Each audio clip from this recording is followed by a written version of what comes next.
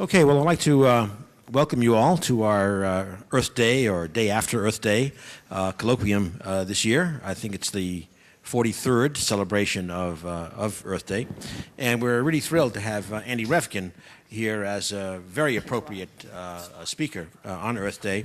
I think he's known to most of you probably as one of the most influential and respected reporters, and I guess now blogger on the environment, the associated energy challenges, climate issues, et cetera. And I think he's also been a very consistent and reasoned voice for accommodating the needs of 9 billion people on the planet in a few decades in both an economically and environmentally responsible fashion. So I think the word accommodate is an important part of his lexicon. Andy, as you know, reported on environment and climate and energy for many years, the New York Times. He continues with his .earth blog at the New York Times, where I think this quotes him, where he tracks relevant developments from suburbia to Siberia. And it is, in fact, quite far-ranging. And as you know, also his work has gone from the tropical rainforests to the Arctic. Andy is currently a senior fellow for environmental understanding, a title he told me he invented, at the Pace University Academy for Applied Environmental Studies, a university from which he received an honorary doctorate in 2007. He's received a number of awards. I'll mention two: the AAAS Journalism Award and the Columbia University's John Chancellor Award, in addition to a Guggenheim Fellowship a few years back. He's written a number of books. I'll just mention his first one, The Burning Season, which was about preservation of the Amazon and about the activist Chico Mendes. And I single that out in particular because we have a coincidence this week. If you see outside the posters for Marina Silva, former environmental minister in Brazil and a close colleague of Chico Mendes, you can continue the theme about environmental sustainability, particularly with regard to the tropics this week. So today's talk is building the Knowosphere, and so Andy's going to tell us about his ideas of new ways to shape and share ideas that will progress us towards a durable Earth. Thank you. Great. Thank you.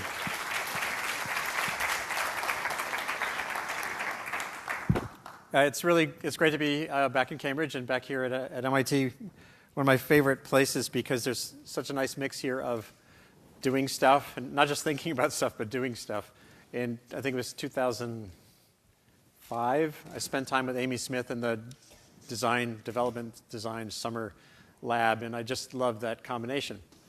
And what I'm trying to do, I don't make stuff, but I'm trying on my website, on .earth, and more broadly at Pace University now, to as you heard, to test the potential for the web to make the world a better place. Now the web is full of a lot of noise and turbulence right now, but I think a lot of that is a function of the newness of this system. On the blog periodically I bring up the metaphor of adolescence for where we're at as a species, that we seem to have been kind of in our adolescence for the last 200 years, this pulse of look what I can do, growth and extraction, where we're not really thinking a lot, we're not really using all the potential of our science. We're more reactive, and as a species so far we haven't proved that we're that much different than bacteria freshly smeared on a plate of agar. It's like, hey, wow, look at all this cool stuff. So I'm trying to figure out what do we want to be when we grow up. I think it's part of the question where, as a species, we're grappling with right now. And maybe we are stuck with maybe this is just the way we are. I think not, though. I'm going to explain this diagram a little more later. It illustrates the power to convey ideas in new ways. And Adam Neiman is a science illustrator who created it. I'll talk about him. And the last thing the world needs is a new word, Knowosphere, whatever, and I'll explain it's actually not a new word, it's just a new spelling. A lot of people I know who've been involved in this arena called, for lack of better word, sustainability for a long time, have had a moment or two or three or a dozen in the last few years that looks like this. This was a cameraman I took a picture of at the end of the Copenhagen climate talks in 2009. In the media room there, you know, 3,000 reporters and journalists, and it was a lot of Sturm and Drang about not very much in the end. And there's a growing, I think, understanding that some of the old models for environmental action that grew up in the 20th century are a bad fit for the world right now. And one of them is that we'll have a comprehensive climate deal that will somehow solve the climate crisis. It's a point I've been making for a while that that's probably not the best way to approach this issue of climate change. But it really kind of came home for a lot of people then. So there's been this kind of woe is me, tired, fatigued feel to where these arguments are at. And it's no wonder, you know, when you look at trajectories for things these days, population, you look curves of human impacts and human resource appetites and human numbers and human consumptive patterns the last 200 years, they all have this spiky look. You can see a number of papers in recent years that have consolidated this view that shows how we've gone from a species that was just kind of dribbling along for a couple hundred, well, for thousands of years essentially, with pretty minimal imprint on the world. And then, in a couple hundred years, kaboom, we've been vaulted into global significance. And there's a website, populationaction.org. If you want to find your place on this curve, just the population curve, you can punch in your birth date and see, I was number 2.7 billion. I was born as the 2.7, when the population hit 2.7 billion. And you can kind of find your place there. So go on your smartphones right now and find your place in this trajectory. Now, what's interesting, of course, about where we're at is in the lifetimes of all the young people in this room today, there's going to be something fundamentally different from this. I and people who grew up in the last 3 generations have grown up with Zoom. And between now, 2050, 2070, some fundamentally new shape to that curve will happen. So after, tens of thousands of years of dribble, we had 4 or 5 generations of Zoom, and now comes something new. And anyone who tells you he or she knows what that is probably not really either fully cognizant of the complexity or is overselling you some case for something. Population, you've seen books out about population declines, about, we're all going to come, everything's going to come unglued.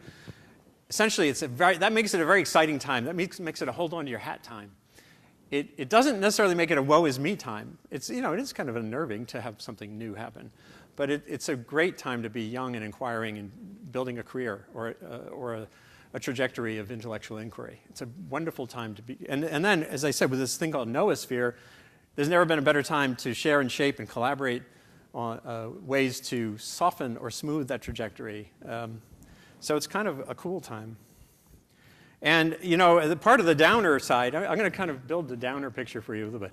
If you can imagine, heading toward roughly 9 billion people by 2050, could you imagine 9 billion people going out the day after Thanksgiving? This is Black Friday. A photographer at the Times took this picture a couple of years ago at a Target store, the 3 shirts for $15 a day.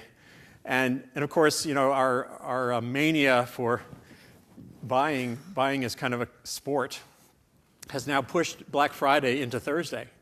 A lot of cities, a lot of stores now, Black Friday starts on Thanksgiving. So could you imagine 9 billion people doing this? There's something about that doesn't seem feasible. So you do get the sense that this isn't just about technology or innovation. There is a sense that may not fit very well on a planet with 9 billion people, or at least smoothly. And here's what I was saying about bacteria and agar. I mean, looking so far, I don't see a lot of evidence that we're that different than this process. Resources, grab. And bacteria do have, they respond to negative feedbacks as they reach the edge of the resource. The colony slows down and stops and stabilizes. Now, presumably, we can use this in some ways to sort of get ahead of the curve. At least that's the theory. And the question is, what does that look like? What can we do? And scientists for the last 50 years in many arenas have essentially been like they've been basically saying, there's an edge to the petri dish in some way or other. That's this idea of planetary boundaries. There do seem to be some limits to some things that will impede or hamper us. And so the IPCC reports the last 20 years in terms of the atmosphere. Here's Martin Parry back in 2007 saying, hey, these are the resource restrictions that are coming because of global warming. It's been kind of a warning, chiding, sort of like the adult talking to the teenager kind of mode. if you don't do X, Y will happen.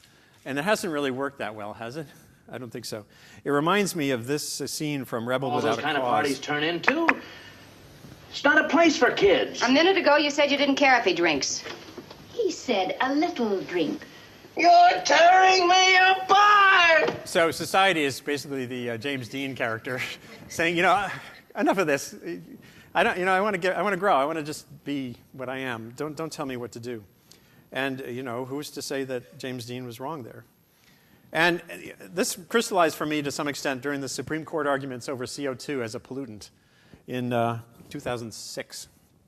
And there was this wonderful moment when James Milkey was the Attorney General from Massachusetts, I think, at the time. He was one of the people arguing the case for restricting CO2. And there was a technical point that was a misapprehension of aspects of the atmosphere. And this wonderful exchange happened where Milkey said, "Respectfully, Your Honor, it's not the stratosphere, it's the troposphere." And Justice Scalia said, "Troposphere, whatever, I told you before, I'm not a scientist." Laughter. Come on. Yeah. That's actually in the transcript. The formal transcript says that. That's why I don't want to have to deal with global warming, to tell you the truth. Now, and it's easy if you're kind of a liberal, conventional Northeastern person. I grew up in Rhode Island. I'm kind of a Northeastern person, basically liberal. And you can look at this and say, oh, it's just some Republican, conservative Supreme Court justice. But I think that would miss the point. I think basically a lot of us have not wanted to have to deal with global warming very much, to tell you the truth. Essentially, the idea that our energy choices are going to be hemmed in by these consequences that could have long-lasting implications, but over long periods of time with durable uncertainty, that's going to sink in and make us change our ways is something that's hard to deal with, if you agree. And so another thing that's kind of on the downer side is the work that shows you pretty powerfully. And if you jot down one thing from this talk, jot down culturalcognition.net. I met with some students earlier, and I encouraged them to do the same thing. There's some scientists, social scientists at Yale Law School, Dan Kahane, and others, who've been studying the normal nature of the wide range of reactions people have to information. And really smart people can have very divergent reactions to information. And you can't actually say right, wrong, or whatever necessarily, because a lot of the questions about global warming aren't about the science. They're about the reaction to the science. What do you do in the face of science? How do you interpret it? And so here's an array of Nobel Prize-winning physicists who have very divergent views of this thing called global warming. There's Ivar Gaever over there who recoiled and rejected strongly the American Physical Society statement on global warming because it had the word incontrovertible in it, which is a word that is hard to sort of associate with science to my mind as well. But that made him really powerfully question this whole body of argument that global warming is a serious problem and we need to do something urgent about it. And Burton Richter over there likes nuclear power. He's very concerned about global warming. He's very different in some ways than Steve Chu, who is obviously very concerned about global warming. And Robert Laughlin, I think it's Robert. Yeah, he's kind of in the wishy-washy in the middle.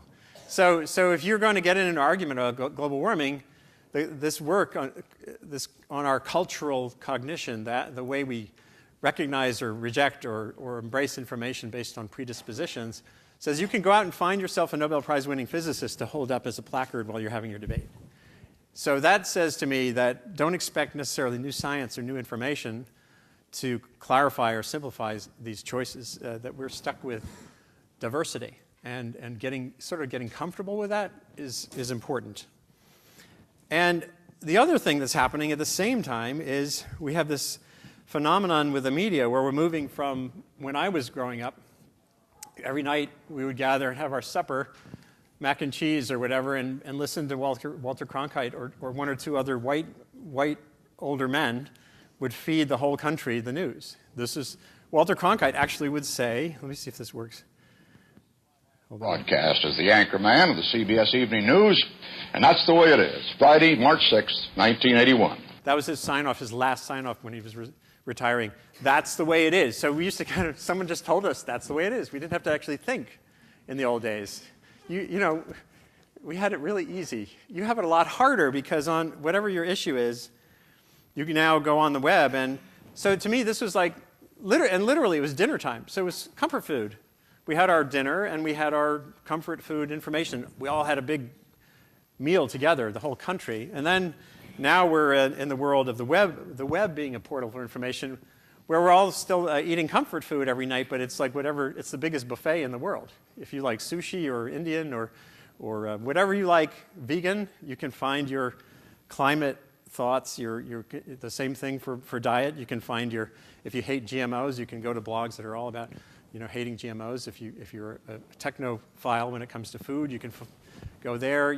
So we're all kind of dining on comfort food, but in our own little bubbles, our own little food bubbles. And so, you can look at that and say, Andy Revkin, you say the Knowosphere, the web is going to solve our problems. And I don't know that yet. I mean, my sense, and it's a perception more than, it's not empirical, is that the upside of this ability to move and shape ideas is going to dominate the downside in the long run. But that doesn't mean, it means also that as you learn to go out in that arena called the web, it's good to have some skills or some set of norms for where you can go, or how you think, or how you react to information, or how you test information.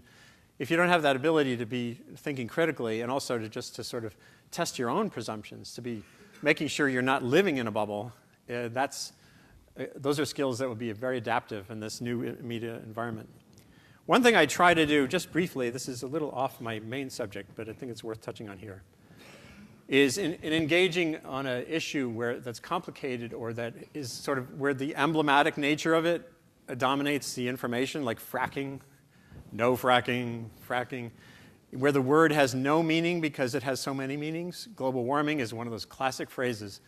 I could have an argument with several people in this room for sure about this thing called global warming, but I better understand before I get into that argument what we're talking about. And so what I've tried to do is kind of disentangle the issue. So when you take global warming apart and you say, okay, what aspects of this thing we call global warming can we agree on, or can we set aside as not contentious? And it turns out the basics are pretty durable. More CO2 will make the world a warmer place. That's a funny Freudian slip.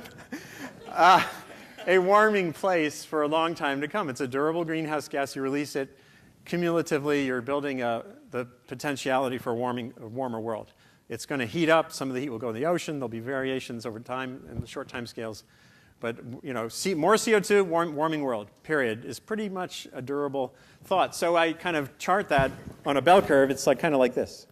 It's got a steep, there aren't big tails on it. But then that's just the beginning. So the things that matter to society about global warming are, unfortunately, for society, not so simple. And so the curves for the shape of the idea for, let's say, the pace of sea level rise by 2100 is very shallow, meaning there's a real broad range of scientific views on where we're at. There's a durable uncertainty on how much sea level rise you're going to get in that short time frame. But in the next 90 or 100 years, there's a lot of clarity that centuries of sea level rise will come in a warming world. But that's not policy relevant. We don't make our decisions based on what sea level is going to be 1,000 years from now, even though the durability of that reality that much higher seas are coming in future centuries is high. That would be a curve like this. But the stuff that matters most to society is not like that. So, and the same thing goes for hurricanes. Durably, we're going to have, the latest thinking is fewer hurricanes overall, more of them will end up in stronger categories, and they'll have more rainfall. And that's kind of a complex thing to present to policymakers. Fewer hurricanes. I think there's no trend on landfalling hurricanes so far. There's research saying that in a few decades, there'll be a more perceptible shift in those patterns. Kerry Emanuel and others here in the room have worked on this. But a few decades from now, it's pretty far into the emissions trajectories that would make anyone a little concerned in the long run. Regional climate forecasts are durably hard, and the reason that this one is flat, warming from doubled CO2, the basic sensitivity of the climate system to doubled greenhouse, to a doubled carbon dioxide level is kind of in the similar range to where it's been for decades. And to me that says, don't expect like another IPCC report. There's certain things here that aren't going to be resolved by more science. They're actually going to be that way for a long time. So that's why I think it's better to get, if you're going to get engaged in a fight or an argument or a discussion about policy related to climate change, then at least start with terms that you can agree on. And now I'm going to swing to kind of the upside. There is work that shows, also at Yale, driven by Yale. I'm not like saying that Cambridge isn't important. I didn't go to Yale. I went to Brown. So, and Columbia. But other researchers, the Six Americas study that's been led by people at Yale has done a really good job of kind of getting into what people think about global warming and what they think about other aspects of relevant issues like energy policy, energy. And when you dig in a little bit, you see some interesting and illuminating opportunities, I think.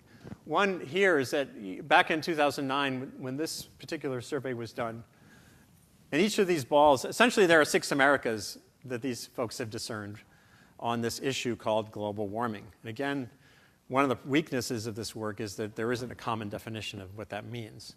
But it's a starting point. So you have alarmed, concerned, cautious, disengaged, doubtful, and dismissive. And those bubbles have changed relative size in recent years. The dismissives is bigger, alarmed is smaller. And essentially, the middle is very durable. Most people just don't even know or have a concern about this issue generally. But here, so when you asked in 2009, would you support a cap-and-trade bill of voting age folks, you could see that even the alarmed were just barely above maybe. So that struck me as kind of very informative. If anyone expected that bill to pass, when even those who were alarmed about global warming were not really thinking this was a good thing, we're missing something. Now, when you ask the same people a different question, support for providing rebates for purchases of solar panels and fuel-efficient vehicles, even the dismissives are like above maybe. So that says something is different about energy. Something is different about talking about energy than talking about climate. Now, when I talk to the economists, I'm sure there are economists here right now who would say, oh, well, that's just because you're giving away money. That's easy. Everyone's for giving away money. But one of the other questions was informative as well, which was this one. Support for requiring 45 mile per gallon fuel efficiency across vehicle fleets, even at a $1,000 price premium. So this has the word requiring, so it's a mandate. It's more money for a more efficient vehicle. And even there, virtually everybody except the dismissives was at least at the midline or up. So that says to me, having a conversation nationally about energy is a fundamentally different starting point than having a conversation about this amorphous, divisive thing called global warming. And I think there's an opportunity there. So now I want to shift to my main theme, which is the Knowosphere. And as I said, it's not a new word, so I'm not foisting a new word on you. I'm just kind of reviving an old one. In the 1930s, there were 2 thinkers, a French theologian and a Russian geochemist. Vladimir Vernadsky was the chemist, and Paul Teilhard de Chardin was the theologian. And they both were closing in on this idea that as human societies were advancing and becoming more of a global sort of enterprise, that we were moving toward having a Knowosphere, a planet of the mind. And at that time, it was all kind of allegorical and not really concrete.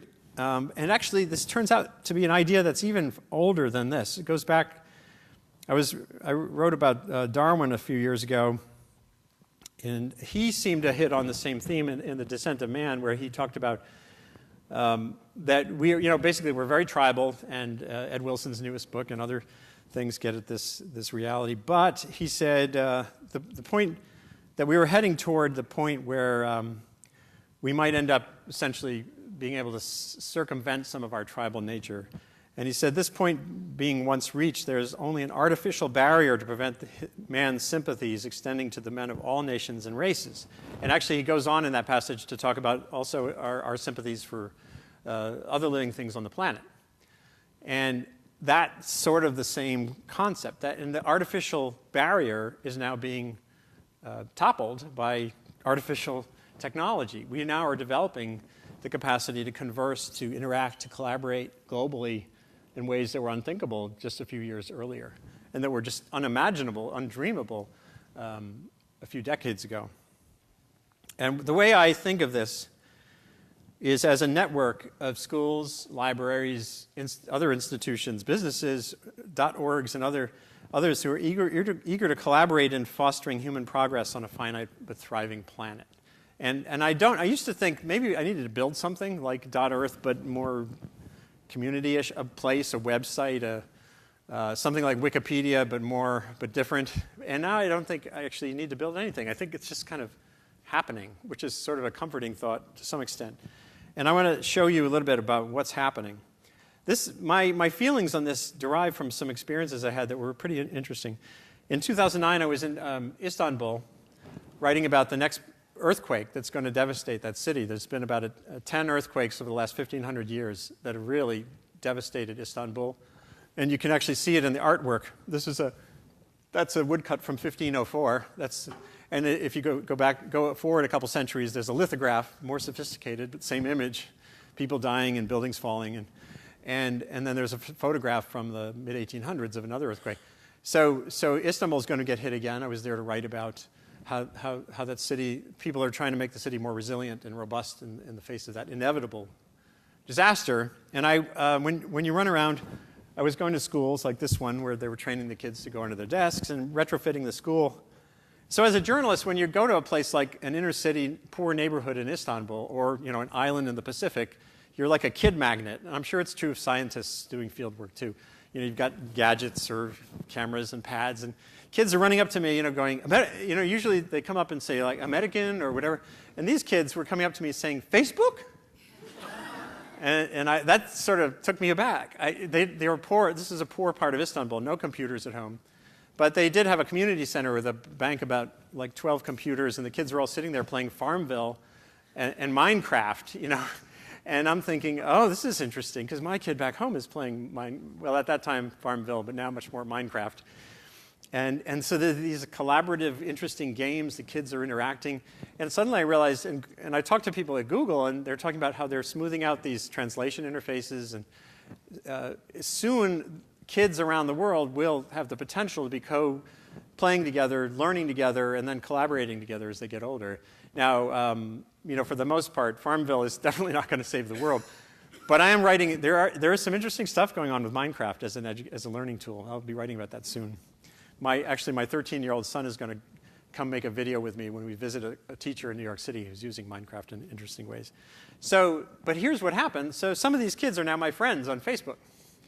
And I'm not in touch with them on a daily basis, but it showed me something was interesting was happening, that there is a global connectedness that's there. And it's not going to be used for constructive, discursive, collaborative, innovative, but kind of applications unless there's intentionality in those diving in.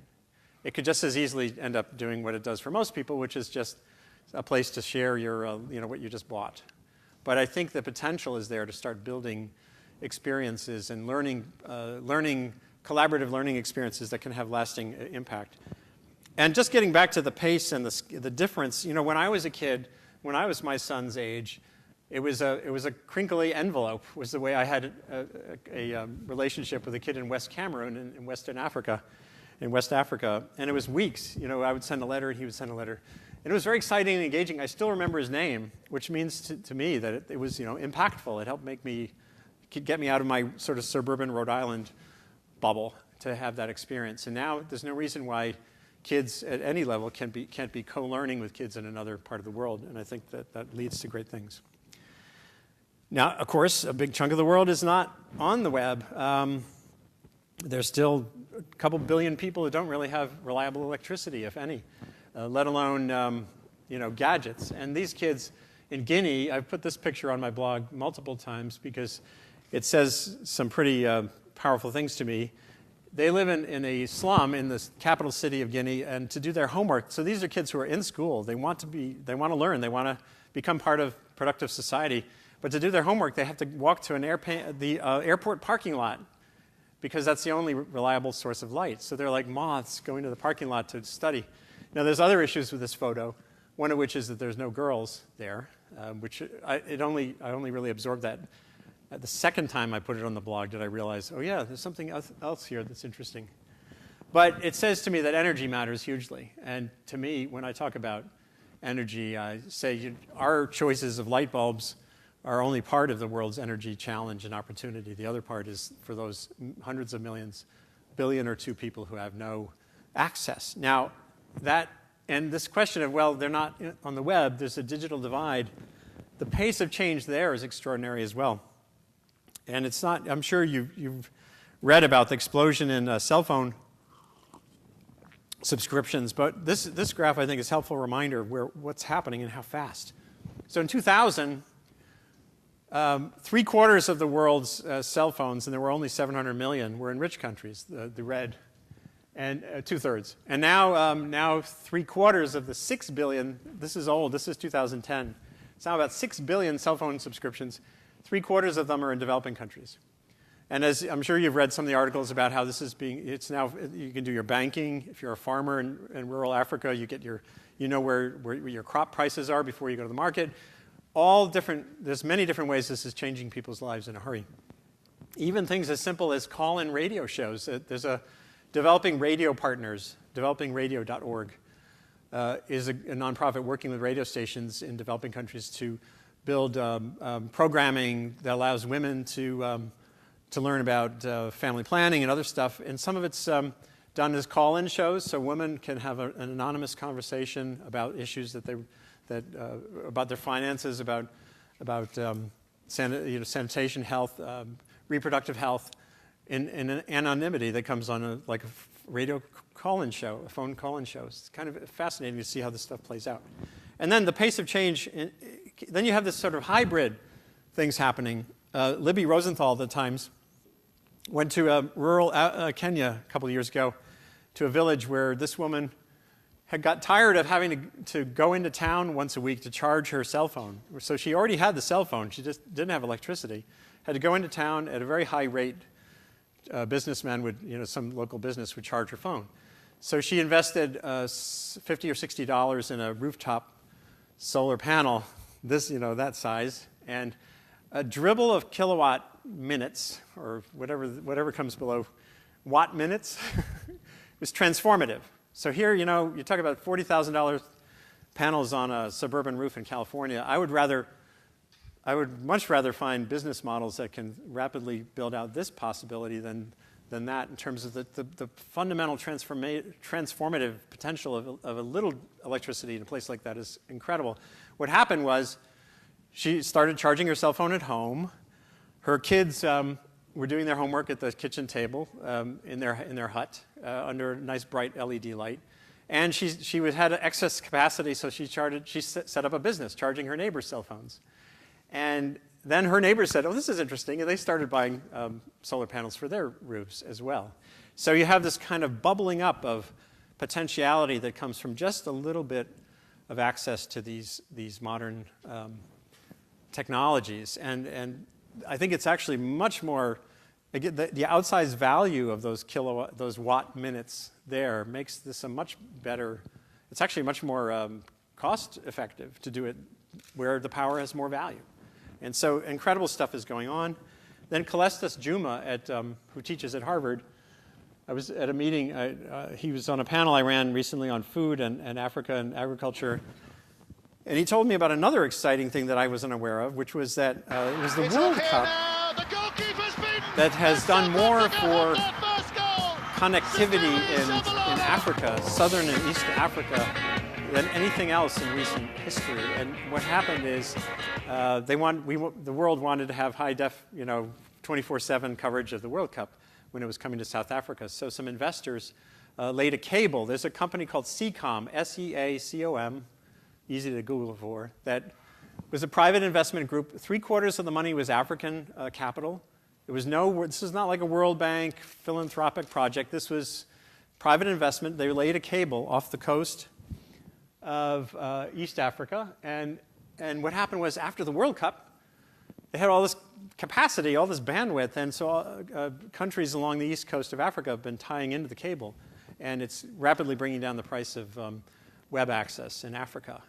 Privately financed, happening on its own, rapid expansion of access to the web. And you can see where these trajectories are going at kind of literally at light speed. So all of this that's just the architecture. The question is, what do you do with it? And this is where I come back to this Knowosphere concept. And to me, it's kind of, a big chunk of it is sort of like Match.com. In other words, in this room, there's diverse skill sets. I'm sure there's some people here from the arts, some people from the sciences, some people from economics. And each of you, as an individual, can convey or grapple with an idea with a certain impact. But as a community, you can do a much better job. So what we need, in a way, and what is being built, and again, if the intentionality is there, is the world's biggest Match.com for ideas, issues, problems, and the right mind at the right time. And there's lots of little experiments underway. The New York Academy of Sciences, nyas.org, has Scientists Without Borders. I'm sure there's people here know about Engineers Beyond Borders. Is Engineers Beyond Borders? What is it? Without Borders. I'm not quite sure what's the distinction, but there's Innocentive, which is another interesting model, which is, actually companies can say, hey, we need a widget that does X, and someone else comes up with the idea. And there's all kinds of philanthropic networks developing. Kickstarter, if you want to go make a film about agriculture in the Amazon, you put up your Kickstarter proposal and people start funneling you money. That's the easy stuff. But I think, again, there's much broader potential. Think about this possibility. Two AAAS science meetings ago, I was at a session on what science teachers need. Like, harried, low-budget, inner-city science teachers, what they need. And one of the things they crave is having little introductory videos on basic concepts. Not a 1-hour, Discovery Channel documentary, but sort of a 1-minute thing on momentum. Or on, in this case, suppose busy science teacher seeks something on geoengineering, let's just say, which is this idea that we would, if climate kind of crystallizes at a certain point, we can engineer things to cool the planet artificially to make up for the warming.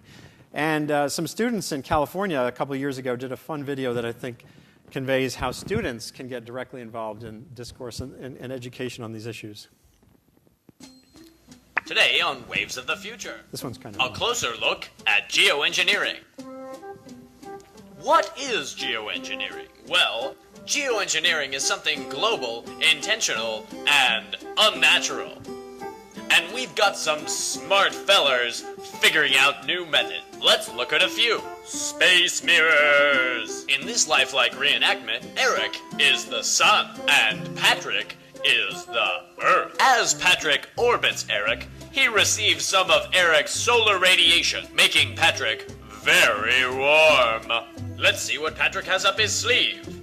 By deploying space mirrors, Patrick deflects some of Eric's warming radiation, making himself comfortably cool. Higher near the Galapagos. This is a scale. You get the idea. And there are issues with that, but the way you could do this is teacher posts, I need this. Students put together a version. The community of scientists says, well, that's good, but you could do it better by doing this. And then you have iterations, and you go forward, and you have some durable product that results that can live on and be applied in many different classrooms. Here's another example. I write a lot about other kind of disasters, and I've written a lot about earthquakes and design in recent years. There's been some pretty epic failures of buildings. I started focusing on this really after the Sichuan earthquake in China, and particularly on schools. I'm pretty interested in schools in earthquakes. That's what led me to Istanbul. And a big problem with the conventional design of many school buildings here and in other countries is they're a very basic design with vertical columns, half walls, and where you'll have windows and then kind of a half wall of brick. And that's a very bad design in a lateral shaking kind of event, because the half wall actually impinges on the columns and breaks the columns, and you have a pancake building. So an engineer at Purdue a number of years ago named Santiago Pohole came up with a really innovative way to take the same materials that go into the average building being built by the thousand around the world to build schools. You remember we have this pulse of, we have 1 billion school kids on the planet right now, 1 billion teenagers on top of them. So there's epic building spree underway to try to get schools built. And he's come up with a way to use the same bricks, the same concrete, the same everything, just different configuration, and you end up with a safer building. And so I went to my son, Daniel, is a sophomore at Pace University studying media film stuff. He doesn't want to be a journalist, hallelujah, but he wants to go into movies, which is not so great either. But he loves special effects. So I said, Daniel, you've got this After Effects software. Can you illustrate what Santiago Pohole has come up with? And so we did our little beta test. And here's a video I put on .earth that shows, here's the problem is pancaking. And this is multiple examples. This was just last year in Turkey. And so here's a conventional building. There's the weak spots. And here's the earthquake. Now, it needs to be improved. This is a beta. So then he kind of shows you the different configuration you'll see here in a minute. So let's try that again. So if you just do that, you end up with a much sturdier building. And Santiago, they did a big shake table test, a 3-story high real building, and showed they did all the testing and showed how it works. And here's the design. This shows you this is not just, it actually could work as an actual building with the, classrooms that would be when someone would want to study in. And I think that illustrates what I'm talking about. Engineer, sophomore, special effects maven, and communicator. Put those together and you have information moving around in ways that could be absorbed efficiently. Remember, there's no real language there. You can just show people that and have a better outcome. Still working on it. There's people like Roger Billum at the University of Colorado, or Colorado State. He's done other things with just simple diagrams to show the smart way to mix cement and the way that's going to kill everybody. And I think there's, again, lots of potential to move forward in that. There's ways to learn globally that I think are promising. There's a group in England called AtlanticRising.org who went around. They were young, basically these 20-something former college students who went around the Atlantic Ocean to coastal communities and gave seminars on sea level rise, basically going to the shore with students in Ghana, in Scotland, in Massachusetts, and elsewhere, and just doing basic briefings on what 3 feet means for your community. And then a lot of these classrooms got linked by Skype afterwards. So they built a bit of a network, a learning network related to coastal resilience. And I think it was a brilliant thing. So check out Atlantic Rising. I wrote about it on .earth. And I just shot some video. I was at one of their workshops just by chance one day. They just, have a surveyor's tool. This is 3 feet. It's not like judgmental or warning, woe is me stuff. It's just this is what 3 feet means. We don't know when that's coming. But sometime in the next couple hundred years, for sure, it's coming. And it's a way to sort of start a conversation about these issues. And then I got to talk about Twitter, which I think it would be great if 2 people leave this room and check out and open a Twitter account who didn't have one before. How many have Twitter? How many are on Twitter? That's actually a very high proportion. Wow. How many like it? That's not bad.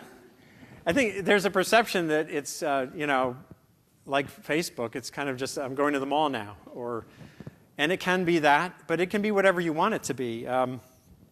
I think it's very useful. I came to it very slowly and reluctantly, but I find it's a useful way to share ideas, to test, to react to other people's ideas, because you reply, to promulgate ideas or links to articles that are interesting, and to build a community, essentially, so that you're part of a network of not just like-minded people. But again, this is this thing about intentionality. You can go into Twitter and just use it to sustain your bubble, or you can do what I suggest when I talk to students at Pace about this. I said, I would like you to follow at least a few people you disagree with. In other words, to get comfortable with that diversity of views on some issue of science or whatever, and just try to absorb what's out there. Make sure you're not to test your own bubble as part of that critical thinking. So you're not just critically thinking about what other people are saying, but what you're also feeling and saying. And it's also useful for institutions. NASA, I think, has done a great job with this. Asteroid Watch is a particularly useful example of what I see as the potential of things like Twitter. NASA, they have a Twitter feed. It's Asteroid Watch with one word. And it's got close to 1 million followers. And essentially, as I'm sure many of you know, one of the other big bad threats that's out there someday is some big rock is going to fall out of space and take out some chunk of us, or there'll be a mega tsunami. the odds of this happening on our watch in this time are low, but it's something to really be tracking. And it's an arena where there's thousands of amateur astronomers around the world who are helping to coordinate and kind of watch for what's out there. And NASA has developed this feed that's kind of a place, it's a reliability zone. It's a place when something is in the news. If you see some news flash on Yahoo about an asteroid 862b that's going to hit Milwaukee next week, you can kind of quickly suss out whether that's bull or whether there's something real that's new and important. But only because NASA is out there are they, it's like a sensory apparatus as well as a way to disseminate ideas. And I think more agencies, more institutions should be more out there using this as a two-way medium. There's great potential in that. And too many times I see this institutional reflex that's kind of to pull back from the web, to retrench or duck. The IPCC is a classic scenario of a group that still doesn't understand how to communicate. And perhaps it's a terminal illness, but I wish that they would figure out some strategies that could avoid some of the pitfalls they've fallen into before. Another cool aspect of this web world is the transparency and the do-it-yourself potential that's out there. So it's not just about setting up blogs or whatever, but you can actually create databases.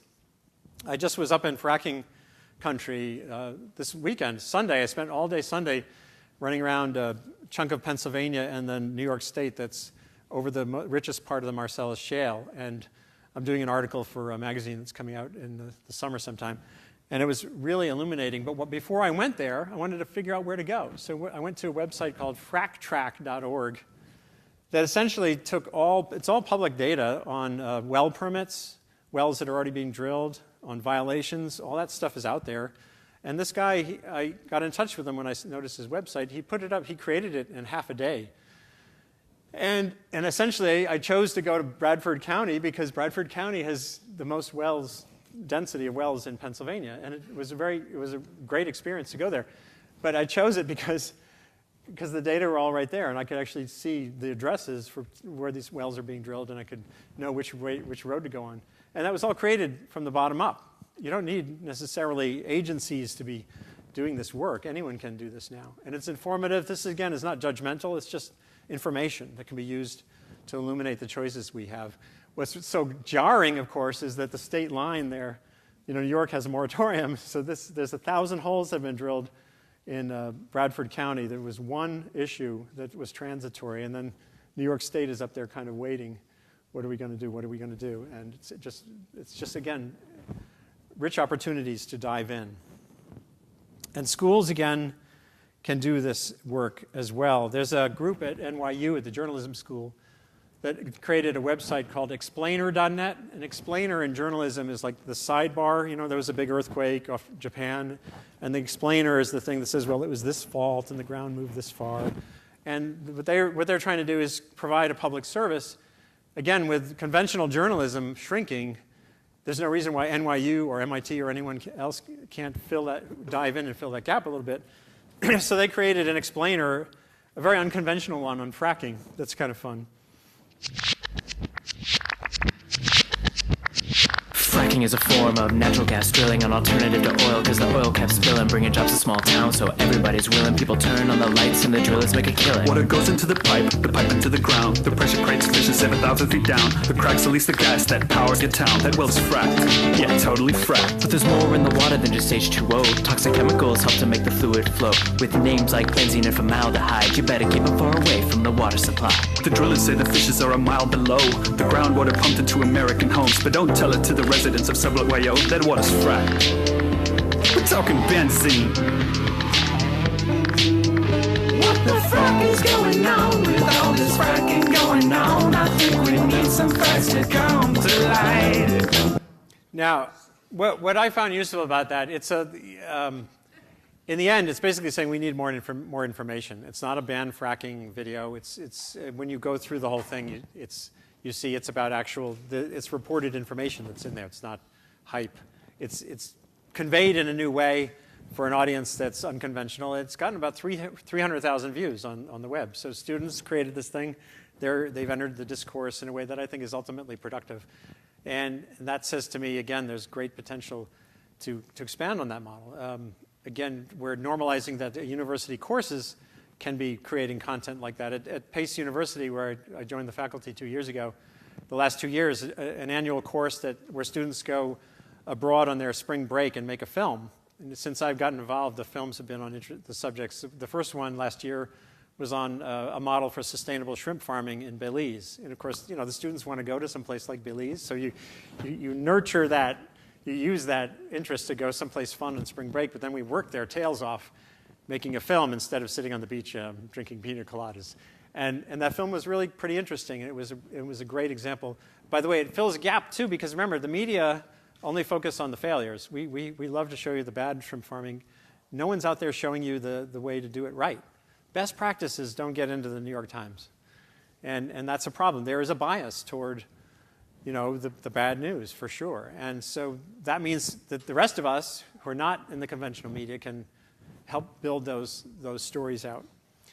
One other thing I want to stress is that this is a two-way pipeline. The Knowosphere, whatever you want to call it, works in two directions. I went to Seoul, South Korea, several years ago to write about this remarkable project where the mayor, tired of congestion and pollution in the heart of that city, realized that there was this ancient little stream that had flowed through the heart of downtown Seoul when it was just a village. And that was kind of the historic heart of the city. And so the guy who's now the president of Korea, at that time was the mayor of Seoul, he said, well, let's rip out these highways. We're going to put in more bus lanes and shift the traffic patterns and peel away the asphalt and reveal this stream. And so they did that. And it's a very engineered body of water. Most of the water in the stream now is pumped there from a nearby river. So it's almost like a folly. It's very synthetic. But we're living in the Anthropocene, so we have to get used to and comfortable with the idea of engineered landscapes and sometimes managed ecosystems, or in this case, pretty artificial ecosystems. There are a lot of fish in it, but being part of our lives. And it's become a popular thoroughfare. People go picnicking there. It's changed the microclimate in that part of the city. And so it turned out when I was reporting the story, I also visited Yonkers, New York, very far from Seoul, right up the river from Manhattan and down from where I live. And in the 1920s, the city of Yonkers put the Sawmill River in a giant conduit. And they put it underground. The river was very inconvenient at that time, so they channeled it under the city. It's under that parking lot, actually, is the Sawmill River. And that's the Hudson down at the end of the street. And then, they had some visits. They heard about what was happening in Seoul, and they had some visits from folks from Seoul. The deputy mayor came here and talked with them. And now that the economy is slowly reviving, they're moving forward toward. This is a project that's been conceived for a while in Yonkers to daylight the river and create a living landscape in the middle of this city and of the river from New York. And I think it's shows you the potential for us to share and shape ideas in both directions. There's other examples like that. The other thing that we can do now with increasing ability is to make the invisible visible. This is, speaking of gas and fracking, I'm going to back up just so you see it again. Also in 2009, that was a busy year for me. I did a story about natural gas, emissions from natural gas and oil facilities of methane. Of course, natural gas is mostly methane. And if you keep it in a pipeline, that's a valuable fuel. If you let it out into the atmosphere, it's a potent greenhouse gas. So this article I did was a rare thing in the New York Times. It was about best practices. I went to some places where leaks were being stanched by BP at the time, believe it or not, profitably and completely. They actually, in their New Mexico gas fields, they eliminated emissions of methane at a profit. And it was through intentionality. It was through company corporate leadership and some mid-level people who said, let's just keep going. Let's see how much we can get rid of this and profit from it. And so I went and I wrote about this issue of leakage, and I could tell you about it. I can describe the quantities of the gas as they were known, but I could show you with infrared imagery much better. And so this is a beautiful sunny day in Colorado, and this is the same beautiful sunny day in Colorado. So that's the methane and other volatiles leaking out of this oil tank. And I think there's some real power in that. If people driving by don't have infrared specs, they're not going to see it. But it gives you a much clearer sense of the potential, the lost potential there. And it's such a no-brainer. You know, why is that normal? If that were visible, you think for sure that community would not tolerate it. So just thinking creatively, what's the problem? What's the best way to convey that problem? And you know, what's the most constructive path towards solutions? Looking for the right way to tell the story is important.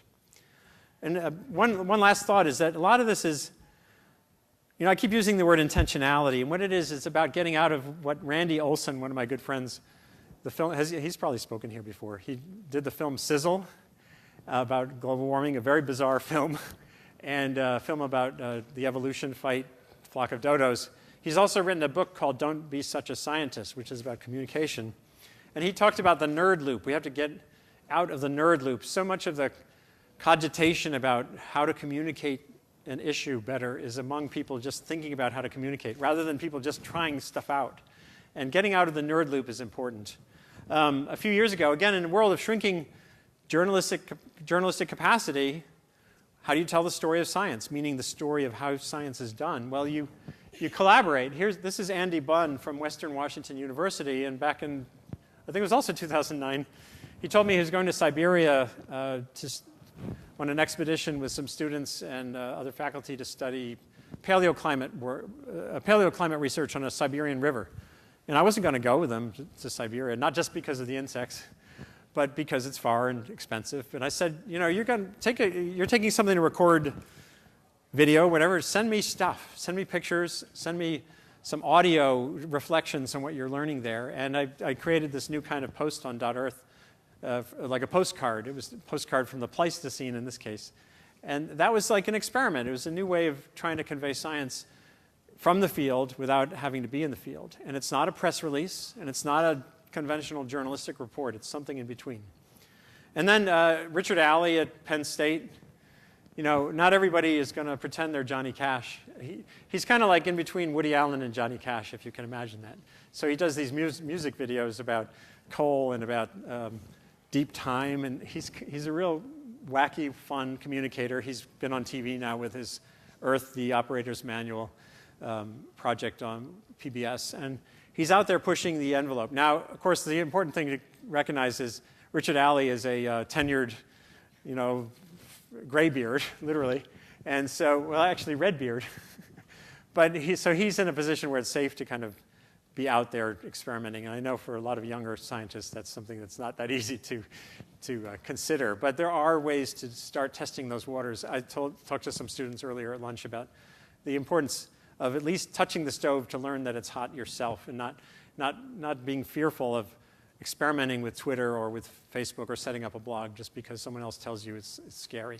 Dive in a little bit, get a little dangerous.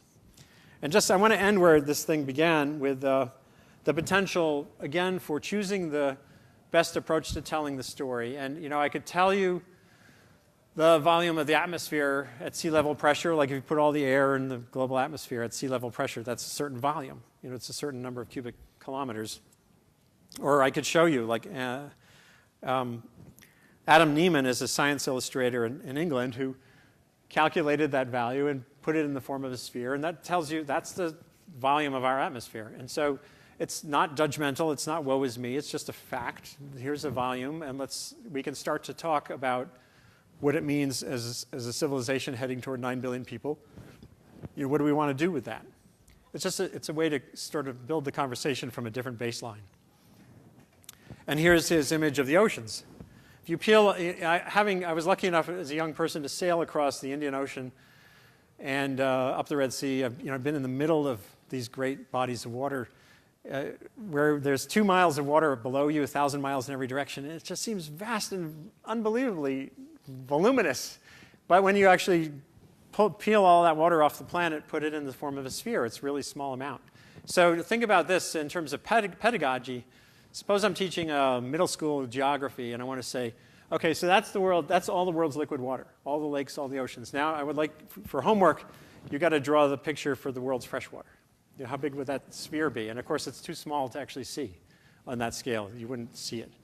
And that would be, again, you know, it's not judgmental. It's just saying there's not a lot of fresh water, so let's see what we can do to manage it better. It's a way to sort of build a conversation about these quantities that I think it's this it's the willingness, the eagerness to sort of experiment with new ways to say the same thing that I think is important. And finally, just using these technologies and these media to just embrace where we're at, to just kind of get comfortable with this unbelievable juncture in human history. This is NASA. Just a few months ago, they posted this video from the space station showing just what an extraordinary place we have here, and that's that's our imprint in the electricity we use. There's look at that thunderstorm. It's just a marvelous bit of real estate, and just sort of reminding ourselves of how cool it is doesn't hurt either. Now, NASA, what's interesting about NASA is their charter. When Congress created NASA, part of its charter was to communicate its science to the public. That's not part of the mandate of other government agencies. So, and I think they've done a pretty good job of that over the years. So, just finding ways to get that information out there to make sure people are stepping back once in a while and thinking, experiencing globally, not just thinking globally, but feeling what the reality of where we are at here is kind of great. And just the last thing is, as I said with that FracTrack website, there's so much potential from the bottom up to build the tools and the relationships that we need to foster progress. Don't count on guys, men mostly, sitting at tables, like those climate negotiators up there. Don't count on them to get the work done for you. This is not that kind of juncture. I think most of the stuff that's going to surprise us and make things better is going to come from the bottom up, and often from universities. That kid up there, I don't know if maybe he's here. He was a freshman at MIT maybe 4 years ago. I wrote about him when he cobbled together this electric two-wheeled motorcycle. It's got the wheels side by side like this with a gyroscope. And the world is not going to be saved by electric motorcycles. Can you imagine 9 billion people tooling around on those things? But I like his zeal, his creative energy, that he came back from China on a family trip, saw the traffic and the pollution, said, I'm going to create an electric motorcycle. And he kind of did it at his home workshop. That's wonderful. And these were young students at a recent UN student summit as well. So I see much more potential there than I do in the gray suits and the like. And again, the last word is from Carl Sagan. That's that pixel photo that's Earth, the last picture taken by one of the 2 Voyager spacecraft leaving the solar system. It's a pretty small place. We get wrapped up in our little day-to-day routines. And it is useful, I think, still to step back once in a while. So we are here, and I am here. And thank you. I'm happy to answer questions.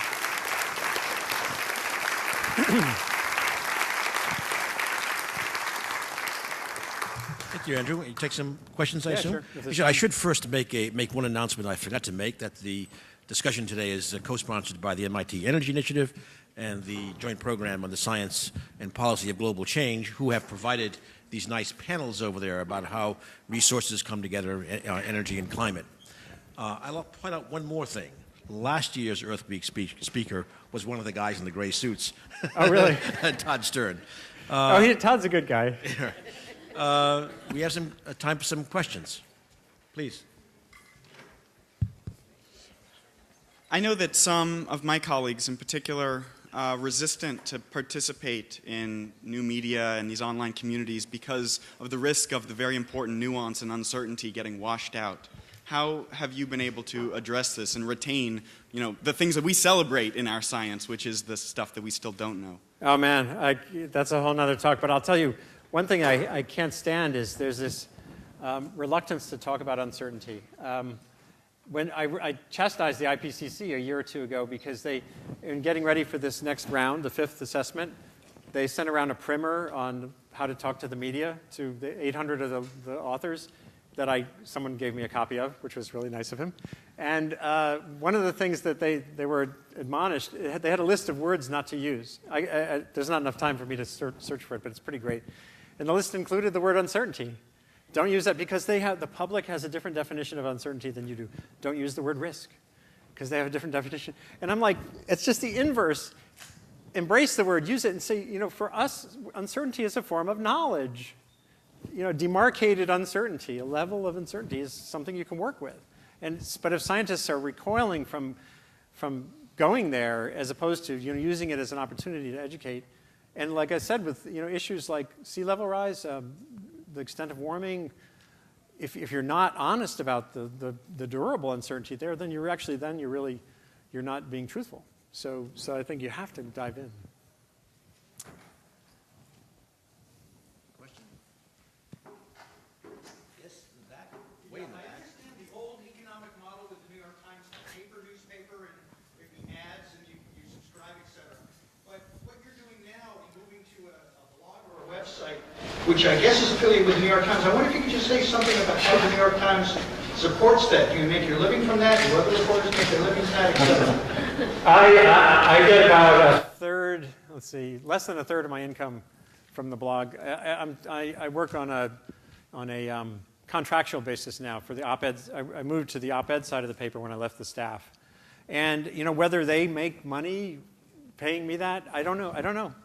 I track my own readership. It's substantial, but whether someone has figured out how to turn that into income is a question that's for others at the paper. I think they're missing opportunities. There's ways to. I have an interesting audience there. It's people interested in an issue. It's like a one-person magazine, but it's not really quote unquote sold in terms of advertising in that way. It's just part of. I think just the other day there was an Obama ad on .earth. Not because I want it there. It's just that space was rented to that ad buy. And I don't know. The paper's shrinking. The ability of a major newspaper to maintain a global presence is shrinking. There's no way you're never going to replicate.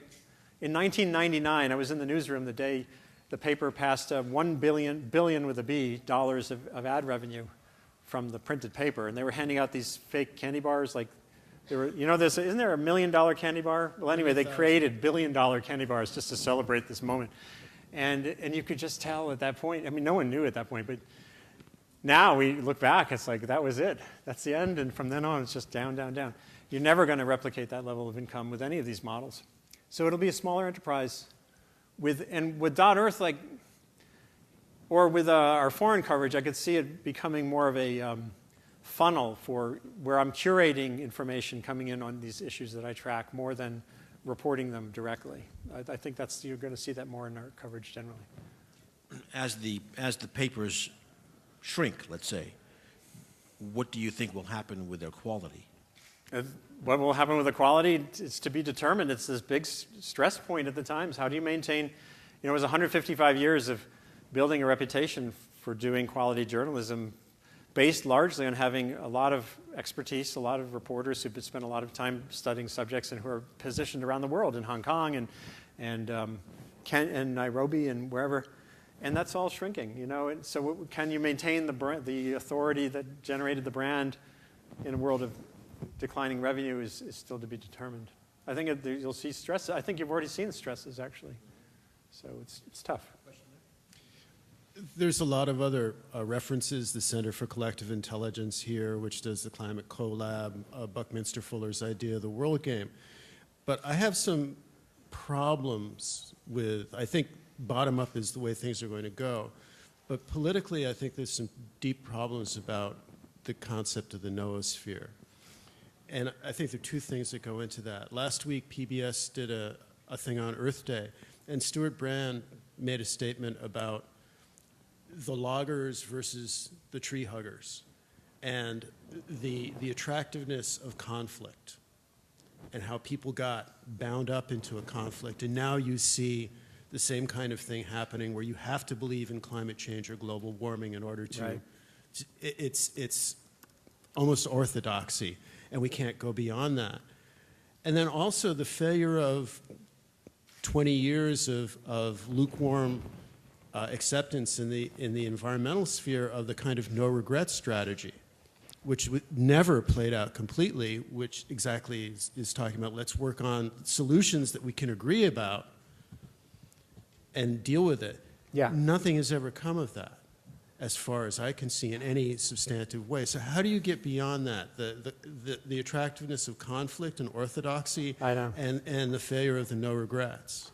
I have no easy answer. This is the vital question is, David Weinberger in this new book, which I highly recommend, which I haven't had time to blog about, Too Big to Know, writes about, essentially, we're in a point where the smartest person in the room is the room, as he says in this book, meaning that information is free. There's all this information and assertion are kind of indistinguishable. So how his term of art is, how do you build a smart room? How do you, and what I try to do with .earth is to find a way to build a constructive but open discussion, where everybody's welcome to come. It's not a bubbly, it's a discomfort zone, not a comfort zone, as I say sometimes. And I think there can be more ways to do that. I think the academic community on issues that are, like just to give you a quick example, Wikipedia is actually pretty darn good for what it does, but it's really not good. It's good at telling you what a greenhouse gas is, but it's not good at telling you how dangerous is global warming. That question can only really be revealed through discourse, through that exchange of, and I don't mean debate, winner or loser debate. I mean where you're examining arguments and where you're seeing a living discussion about that question, which is fundamentally a question of values as much as, if not more than data. So what do we how can we use the web to build a space for where people who want something other than yammering can find, gauge an issue, which is different again than learning what a greenhouse gas is. And I think that's the opportunities, especially on synthetic biology, on GMOs, agriculture, on food, on all these issues of risk, nuclear power. The only place you'd actually really find that I think would be a useful place to go is where you're seeing that discussion play out, as opposed to just as someone's assertion of a set of facts. So that's what I'm trying to find or work with people to build. I don't know if that, because the other stuff's going to be there for sure, and it's going to be loud. But there is a community that will be looking for something other than that.